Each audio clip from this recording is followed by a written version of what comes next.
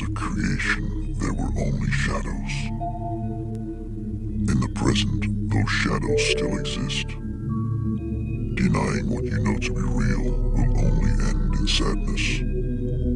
Open your mind and confront what lurks beneath the surface.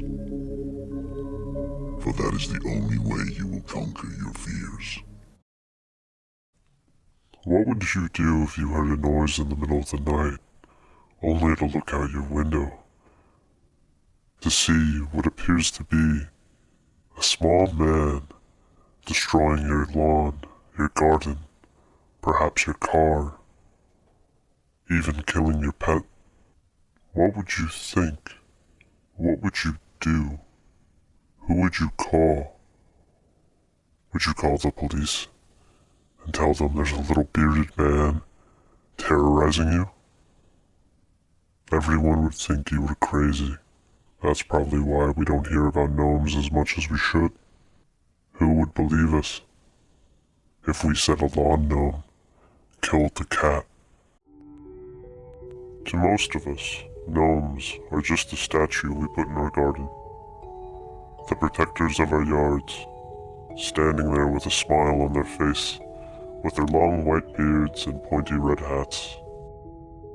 They always make me laugh when I see them, bring a smile to my face and remind me about when I was a kid and would watch the cartoon on TV about the cheerful gnomes that would help the animals of the forest, protected from man, even help the trolls that would plague them with their tricks. They would always find the good in everyone and everything. But most of all, I remember how happy they were, always smiling, loving. That's why it's hard for me to believe a gnome could be evil, or hard to believe a gnome would terrorize a family. There are gnomes out there that want nothing more than to terrorize man. I'm not sure if they want to kill you, or just play their tricks. It seems in most cases, where people describe what seems to be a gnome, they just want you to go away, leave them alone, let them rest in peace. A peace that is getting harder to find, as wild places are disappearing, abandoned buildings are being torn down, as man continues to develop the world. What do these creatures do when they have nowhere else to go? And if they can't live a happy life, why should you?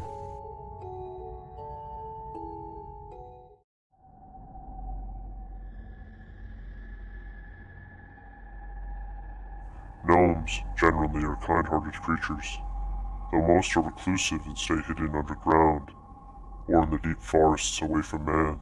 It is even said that some hide vast amounts of treasure in caverns in the earth. And then there are the few that act harmful to humans, even some that kill. That brings us to the redcaps. Redcaps come from English folklore. They are said to be murderous creatures. They were found in the ruins of abandoned castles. They would murder anyone who dare enter their homes. Described as looking like an old man with red eyes, enlarged teeth, long fingernails, and their red pointy hats. That brings us to their name, the redcap.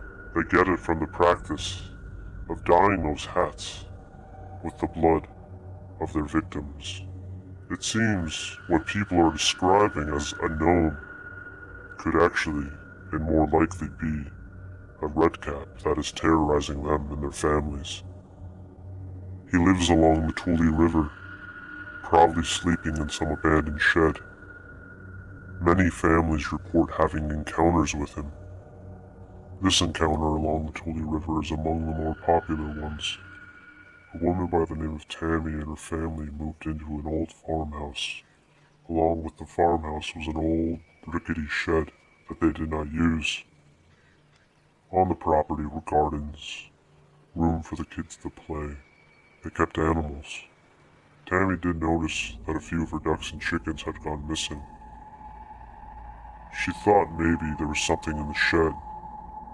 but she couldn't put her finger on what it was, because no one would go near it. But she always had this feeling that something was watching her. One night, when she returned home from the store with her grandson, they were unloading the car, and out of the corner of her eye she saw it standing there. What looked like a raggedy old little man, gurgling something. She was terrified and grabbed her grandson and ran inside. They waited, but kept hearing whatever it was outside. She went to the curtain, opening it only to see the hat moving back and forth. Eventually, whatever it was went away. She could only describe it as an evil gnome. Eventually, Tammy and her family moved away from the farmhouse because of the encounters with the gnome.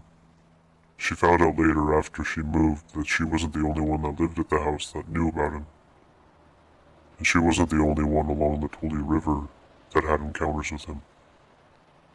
People that live there say they see him eating fish out of their ponds, hear him in the night singing, see him moving ornaments around in their yards.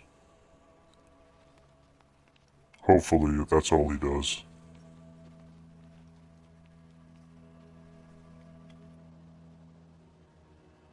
Is it really an evil gnome along the Tule River? Who knows?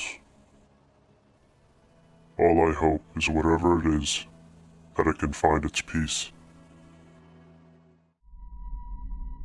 If you ever come across an evil gnome or a redcap, the best thing you can do is go away. That's all you can do, because they're relentless. They won't stop. It could be the house. It could be something on the property. It could be the area. But it's theirs, and it always will be.